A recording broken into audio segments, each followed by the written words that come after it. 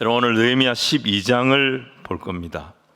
이 느헤미야 12장의 핵심 내용은 성벽 봉헌 예배입니다. 유다 백성들이 이 성벽 봉헌 예배를 드릴 때 이 예배의 분위기가 어떠했는가 말씀을 보면 은혜가 넘쳤습니다. 기쁨이 충만했습니다. 자, 우리 43절 말씀 읽지 않았습니다만은 이 말씀을 같이 한번 읽겠습니다. 시작.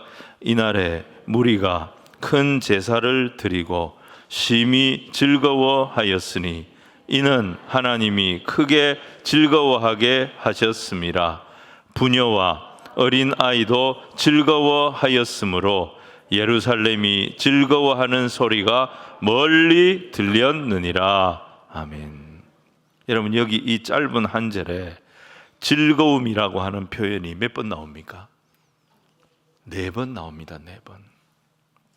여러분, 이들이 드리는 예배가 제일 먼저는 예배하는 본인들에게 큰 즐거움이 된 거예요.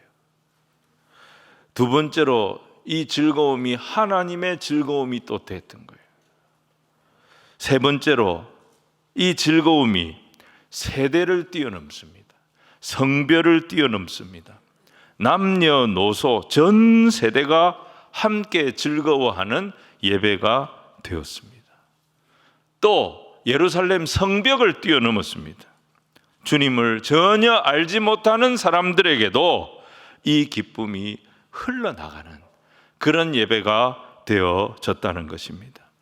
소망하기는 우리가 드리는 이 예배가 하나님께서 기뻐하시고 우리에게 기쁨이 되고 온 세대의 즐거움이 되고 열방의 기쁨이 되는 그런 예배가 되어지기를 주님 이름으로 축원을 드립니다. 어떻게 하면 우리가 이런 예배를 드릴 수 있을까?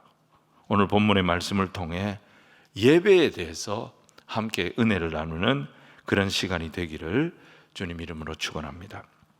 자, 27절부터 30절을 읽었는데 이 내용은요, 예루살렘 성벽 봉헌 예배를 준비하는 내용입니다. 이 봉헌 예배를 드리기 위해서 각처에 흩어져 있던 레위 사람들을 찾아가지고 예루살렘으로 데려왔습니다. 이들 중에 노래하는 사람들, 또 재금, 비파, 수금을 타는 악기 연주자들을 찾아가지고 세웁니다. 그리고 제사장들과 레위인들은 제일 먼저 자신들의 몸을 정결케 했습니다. 그리고 이어서 백성들과 성문과 성벽을 또 성별했습니다. 백성들은 이제 물로 먼저 씻고 옷을 빨고 부정한 것을 못 만지게 했을 겁니다. 그리고 성벽과 성문은 희생 제물의 피를 발라가지고 정결케 했을 겁니다. 이 모든 정결 예식은 구약 레위기의 가르침 그대로 진행이 되었을 겁니다. 이런 식으로 봉헌 예배가 하나하나 준비가 되었다는 겁니다.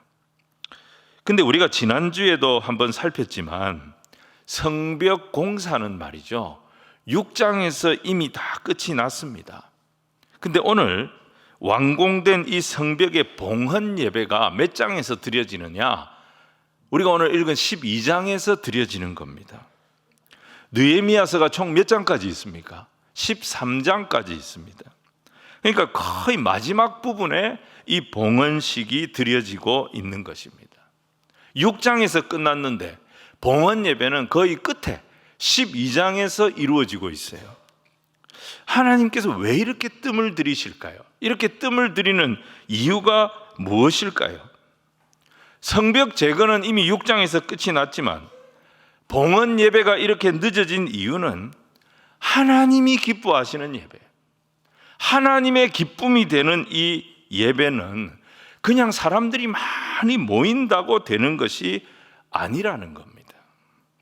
하나님이 기뻐하시는 예배에는, 우리 모두에게 기쁨이 되는 예배는 과정이 필요하다는 겁니다. 자, 보십시오. 성벽 재건이 6장에서 끝났습니다. 그리고 하나님 7장에서 느헤미야로 하여금 1차 포로 기환, 느헤미야로부터 거의 94년 전에 이루어졌던 1차 포로 귀환자들의 명단을 다시 다 확인하게 하십니다. 그리고 8장에서부터 10장까지는 그들을 중심으로 수문 앞 광장에서 말씀의 부흥, 기도의 부흥, 회개의 역사, 큰 부흥이 일어나도록 인도하셨습니다. 이를 통해서 이스라엘 백성들은 하나님을 대면하는 경험을 했던 것입니다. 하나님을 대면하면서 자신의 삶을 주님 앞에 내어드리는 고백, 결단, 이런 것이 이루어졌습니다. 그 후에 11장에서 자원하는 사람들이 나오기 시작합니다. 내가 예루살렘에 들어가겠습니다. 내가 예루살렘에 살겠습니다. 그 사람들을 중심으로 예루살렘 성 안과 예루살렘 성 근처에 살 사람들을 배치하는 것을 보게 됩니다. 이걸 다 거친 뒤에 12장에서 봉헌 예배를 드리게 하신 것입니다. 여러분, 이 과정에, 이 7장부터 12장 초반까지 과정의 핵심이 뭐라고 생각하십니까? 이 준비 과정의 핵심이 뭐겠습니까? 그것은 수문 앞 광장에서 일어났던 말씀과 회개의 큰 부흥이었습니다. 이 부흥을 통해서 유다인들은 하나님을 경험했던 것입니다. 하나님을 경험한 백성들에게 하나님은 성벽 봉헌 예배의 주관자가 되게 하셨고, 그 예배를 드릴 수 있도록 허락하셨던 것입니다. 여기서 우리는 이 예배에 아주 소중한 교훈을 받게 됩니다. 첫 번째, 두 가지를 볼 텐데요. 첫 번째는 뭐냐? 예배는 하나님을 경험하는 만큼 깊어진다는 겁니다. 사실 수문 앞 광장에서의 부흥이 있기 전에도 이 백성들은 하나님의 백성들이었습니다. 근데 하나님은 부흥 운동이 일어나기 전에는 봉헌 예배를 허락하지 않으셨습니다. 왜 그러셨을까? 이미 그들은 하나님의 백성인데, 성벽 재건에 대한 누구보다도 남다른 열정이 있었잖아요. 얼마나 이 사람들이 충성했습니까? 근데 말씀의 거울 앞에 서기 전까지 이들은 사실 은혜를 모르는 자들이었습니다. 말씀의 거울 앞에 진짜를 보게 될 때 자기 안에 있는 가짜가 드러나기 시작했던 것입니다. 말씀 앞에서 그들은 자신들의 심령의 찔림을 받게 되었고, 지금까지 내가 잘못 살아왔구나, 내가 나를 합리화하면서 그럴듯하게 생각하고 살아왔는데 사실은 내가 위선자 중에 위선자였구나, 이걸 깨닫고 하나님의 말씀 앞에서 이들이 울기 시작했습니다. 이들이 회개하기 시작하면서 깨닫게 된 게 뭐냐? 하나님의 은혜를 알게 된 거예요. 나 같은 자를 찾아오신 하나님의 은혜가 과연 어떤 은혜인지를 알게 되었던 것입니다.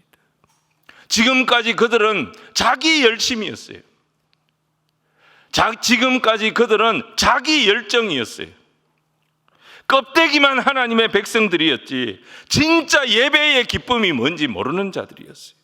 은혜의 의미를 알지 못하는 그야말로 율법에 갇혀있던 하나님의 백성들이었어요.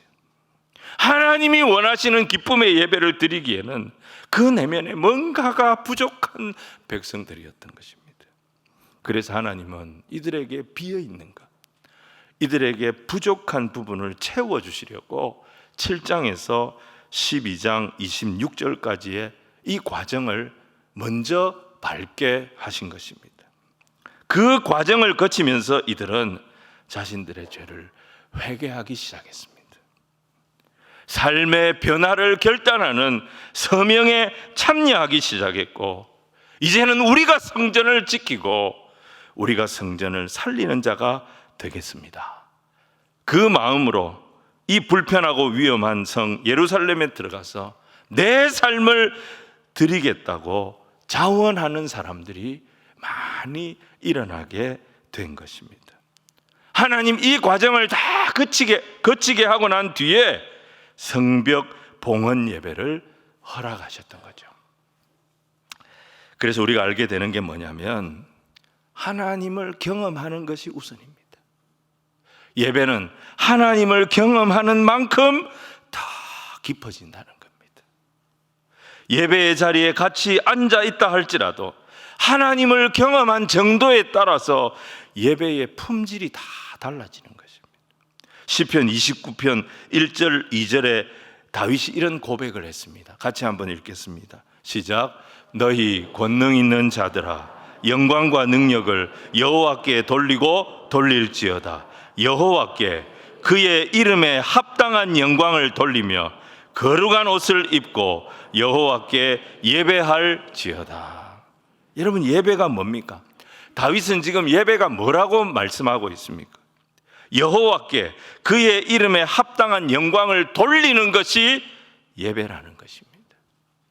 영어로 예배를 가치를 뜻하는 worth와 신분을 의미하는 sheep을 붙여가지고 worship이라고 부릅니다. 여러분, 사람은 결국 내가 가치 있다고 생각하는 것을 경배하게 되어 있습니다.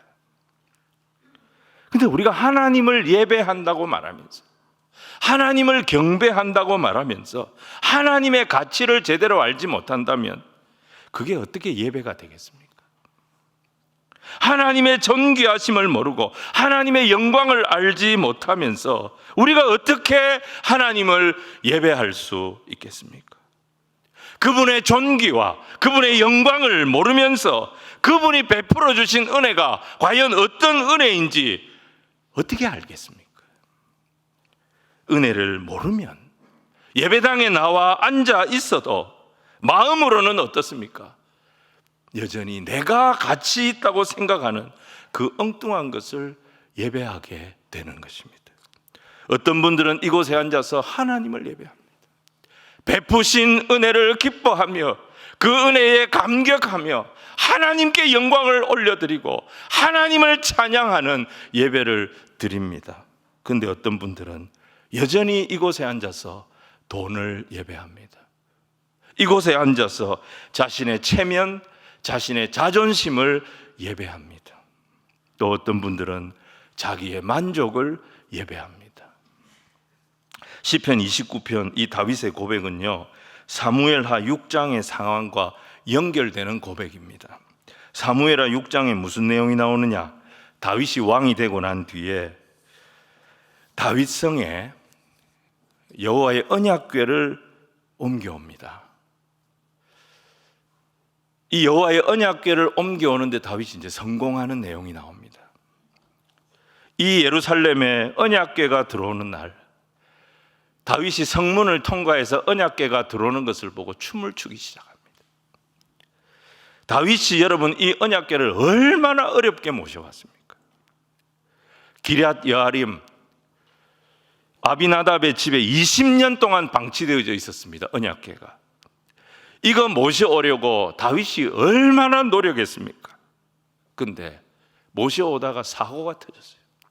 사람이 죽는 사고가 터졌어요. 다시 이 언약궤를 오벳 에돔의 집에 3개월 동안 두어야 했습니다. 정말 우여곡절 끝에 예루살렘으로 언약궤를 옮겨오는데 다윗이 성공한 거예요.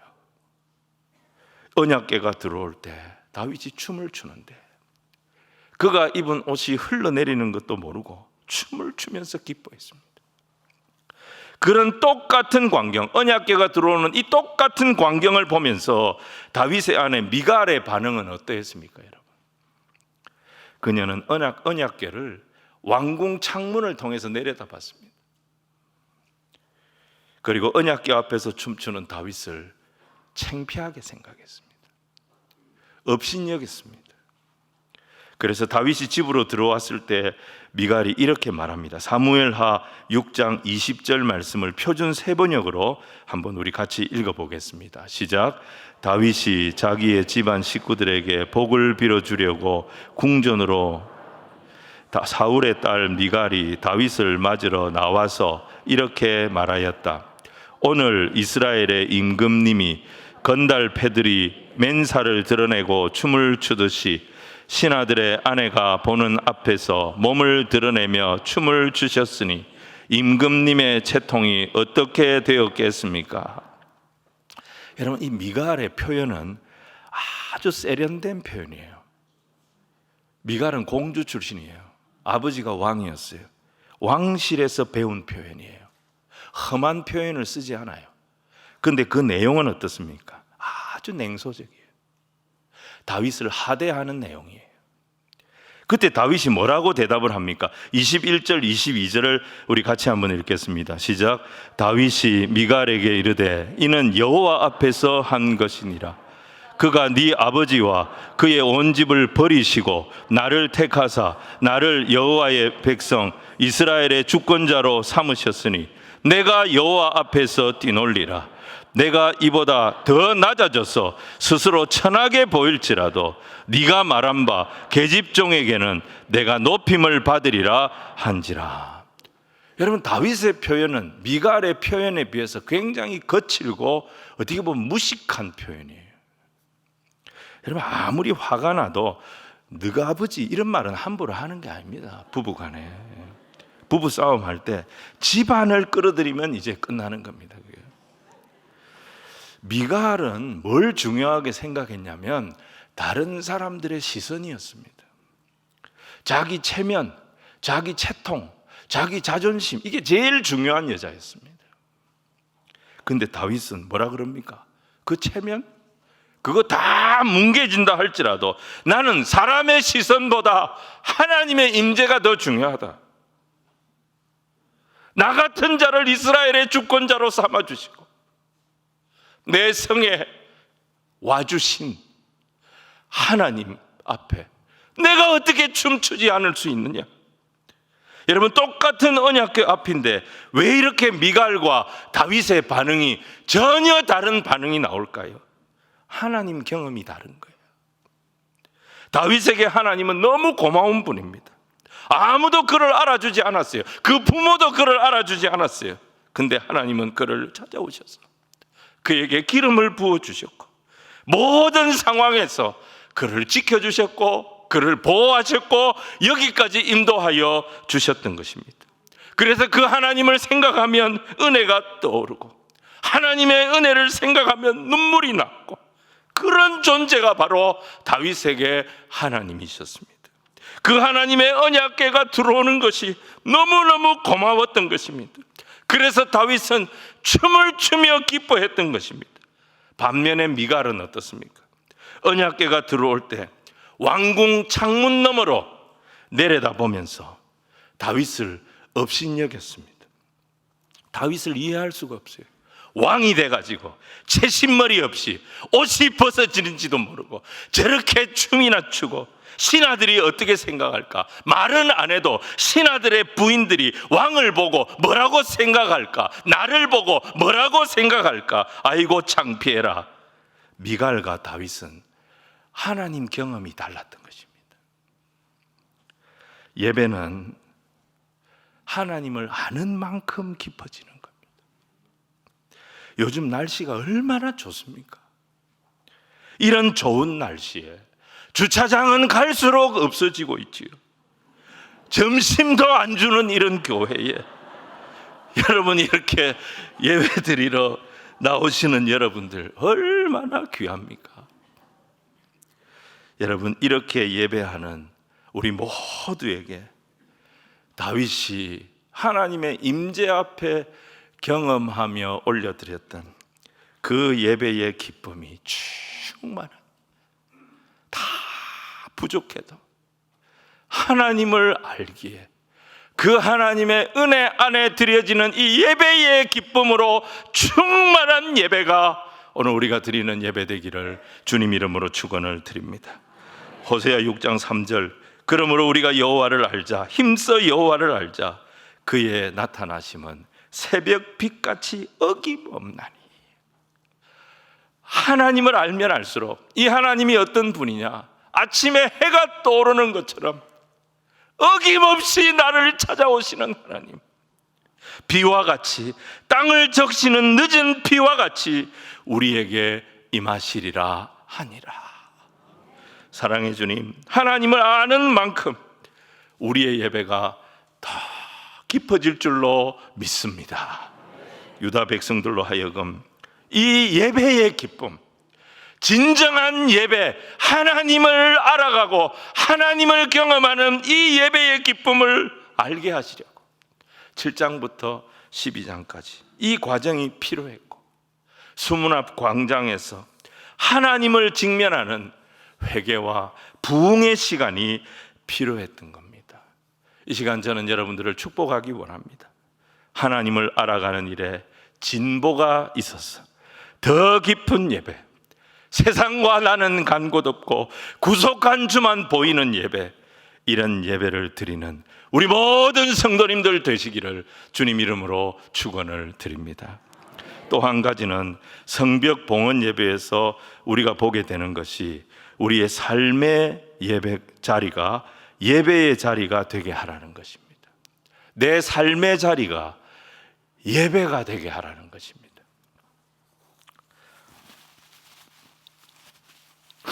31절부터 40절 내용을 보시면요, 성벽 봉헌 예배를 드리는 장소가 어디냐면 그 장소는 성전입니다. 그런데 백성들이 이 성전까지 어떻게 찾아올 것인가, 이 성전으로 오는 길, 그리고 성전으로 오는 방법을 하나님께서 지정을 하십니다. 아무렇게나 오지 못하게 하셨어요. 백성들이 일단 다 성벽 위로 올라가야 됐습니다. 그리고 찬양대를 이제 둘로 만들었습니다. 한쪽은 이 성벽이 이렇게 둥글지 않습니까? 그러니까 한쪽은 오른쪽으로 올라갑니다. 한쪽은 왼쪽으로 이 성벽 위에 있는 길을 따라 찬양대가 앞에 서고 뒤에 백성의 무리가 따라가는 거예요. 다 줄을 서서 찬양대를 따라 백성의 지도자들과 함께 오른쪽으로 한 무리가 올라가고 왼쪽으로 한 무리가 올라가서 이 두 무리가 어디서 만나느냐? 성전 앞에서 딱 만나는 겁니다. 자, 31절을 우리 한번 같이 읽겠습니다. 시작. 이에 내가 유다의 방백들을 성벽 위에 오르게 하고 또 감사 찬송하는 자의 큰 무리를 둘로 나누어 성벽 위로 대오를 지어 가게 하였는데 한 무리는 오른쪽으로 분문을 향해 가게 하니. 그리고 38절 계속해서 읽겠습니다. 시작. 감사 찬송하는 다른 무리는 왼쪽으로 행진하였는데 내가 백성의 절반과 더불어 그 뒤를 따라 성벽 위로 가서. 그러니까 한 무리는 오른쪽으로 돌고요, 또 한 무리는 왼쪽으로 돌아가지고 어디까지 가느냐? 40절 보시면 이에 감사 찬송하는 두 무리가 하나님의 성전에 섰고 성전에서 딱 만나게 하신 거예요. 그래서 이 성전에서 봉헌 예배를 드리게 하신 거예요. 자, 여러분, 이 그림이 굉장히 독특한 그림입니다. 이 방법이 참 특이한 방법입니다. 우선 이들이 성전을 향해 가는 길은 그 성벽을 밟아서 가는 길이었습니다. 성전을 향해 가면서 이들이 무슨 생각을 했을까요? 자기들이 지금 밟고 있는 이 길은 자기들이 52일 동안 그렇게 수고해서 만들었던 그 성벽 위를 지금 걸어서 성전으로 가고 있는 겁니다. 52일 동안 수고했던 것들이 주마등처럼 지나가지 않겠습니까? 한 손에 창과 칼을 들고 한 손에는 연장을 들고 제대로 잠도 못 자고 경계를 서면서 정말 눈물로 지었습니다. 정말 수고했습니다. 모든 것을 다 바쳐서 헌신해서 이 성벽을 지은 거예요. 그들이 수고한 이 52일의 시간들, 매일매일의 시간이 회방자들의 조롱이 있었어요. 그들의 방해가 있었어요. 그들의 협박이 있었어요. 그리고 일을 해도 끝이 보이지 않는, 정말 불가능할 것 같은 염려가 있었어요. 걱정이 있었어요. 이걸 다 이겨낸 땀, 기도, 수고, 이게 다 녹아있는 시간들이 그 52일의 시간들이었습니다. 근데 여러분 생각해 보십시오. 이 52일의 헌신이 없었다, 이 52일의 수고가 없었다, 이 52일의 기도가 없었다면 어떻게 됩니까? 성전으로 가는 길이 없어지는 거예요. 이게 뭘 의미합니까? 우리가 매일매일의 삶을 하나님 말씀에 순종하며 신실하게 살아내려고 몸부림칠 때, 여러분, 이 모든 수고는, 이 모든 기도는 의미 없는 수고, 의미 없는 기도가 아니라 하나님의 성소를 향해 가는 길이 된다는 거예요. 52일 동안 얼마나 고생했습니까? 근데 지금은 어떻습니까? 그 길을, 눈물로 수고했던 그 길을 이 백성들이 찬양대를 앞세우고 찬송하면서 가고 있어요. 크게 찬송했다 그랬어요. 로마서 12장 1절에서 사도 바울이 이런 고백을 합니다. 여러분 같이 한번 읽겠습니다. 시작. 그러므로 형제들아, 내가 하나님의 모든 자비하심으로 너희를 권하노니 너희 몸을 하나님이 기뻐하시는 거룩한 산 제물로 드리라. 이는 너희가 드릴 영적 예배니라. 너희 몸을 하나님이 기뻐하시는 산 제물로 드리라. 이게 예배다. 여러분, 우리 일상의 삶 자체가 하나님이 기뻐하시는 거룩한 예배가 되게 하라는 것입니다. 우리가 밟고 살아가는 그 땅이, 우리가 매일매일 숨쉬며 살아가는 그 공간이, 우리에게 주어진 매일매일의 시간이 하나님이 함께 하시고 하나님 말씀에 순종하며 하나님께 올려드리는 예배가 되게 하라는 것입니다. 사랑하는 여러분, 예배는 주일날 예배당 문을 열고 들어와서 자리에 앉으면서 시작되는 것이 아니라 우리의 일상에서 이미 시작이 되는 것입니다. 출애굽기 3장 보시면요, 모세가 불타는 떨기나무에서 하나님 음성 듣는 내용이 나옵니다. 그때 하나님이 뭐라고 말씀하십니까? 이리로 가까이 오지 마라. 이리로 가까이 오지 마라. 네가 선 곳은 거룩한 땅이니 네 발에서 신을 벗으라. 여러분, 이 땅은 말이죠, 모세가 오늘 처음 밟는 땅이 아니에요. 40년 동안 매일같이 지나다녔던, 밟고 다녔던 땅입니다. 근데 갑자기 어느 날 하나님 뭐라고 하시냐? 이 땅이 거룩한 땅이라는 거예요. 아니, 언제부터 그 땅이 거룩한 땅이었습니까? 너무너무 평범한 땅이었습니다.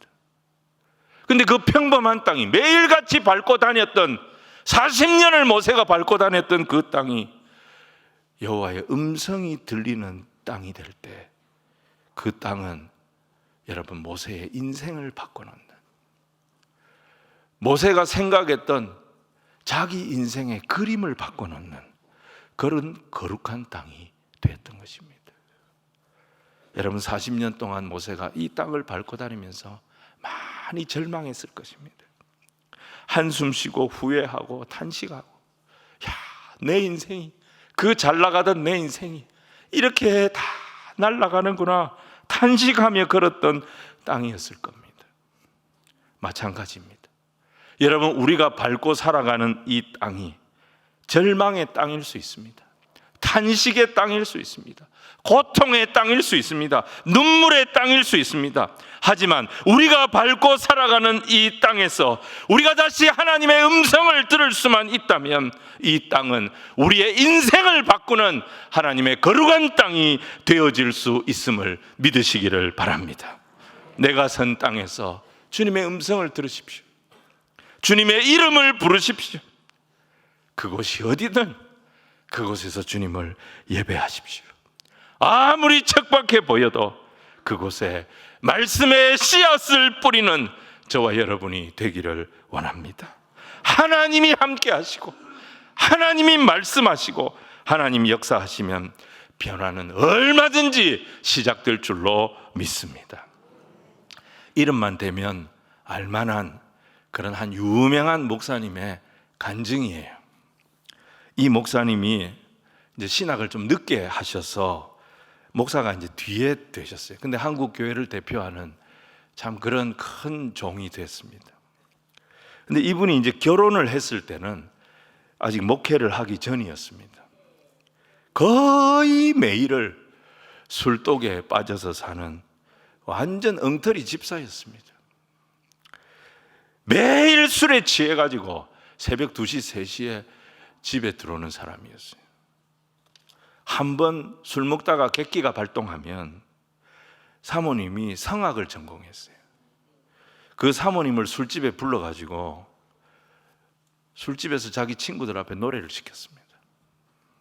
근데 그 사모님이 한 번도 거절을 안 했대요.